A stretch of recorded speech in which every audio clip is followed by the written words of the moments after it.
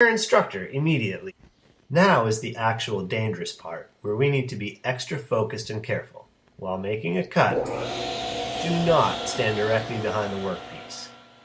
Be sure you are keeping the board flat on the table and flat against the fence. Be sure to hold the board at all times.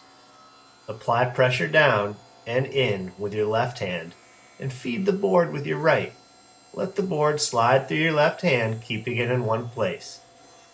When the end of the board reaches the table of the saw, while keeping your left hand holding the board, get your push stick and use that to finish pushing your board past the blade. Be sure to push your workpiece all the way through the blade before ever letting go.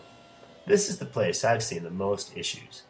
If you don't get the board completely out of the saw and you let go, it is likely going to kick back on you. It could take your hand back into the blade or shoot the board back out with enough force to penetrate a wall 20 feet away. Turn your saw off.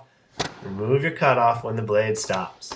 If at any point the board becomes difficult to push, turn the saw off. The piece is likely starting to bind on the blade. Never run the board backwards through the saw. It's really easy to lose control, and that's when things go bad.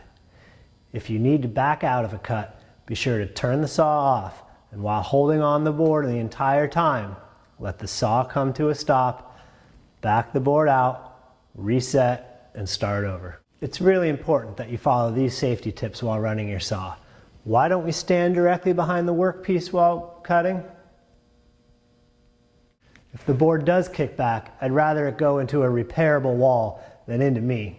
When you're done with the saw, if there aren't others who are going to be using it shortly, go ahead and turn the main power off to the saw.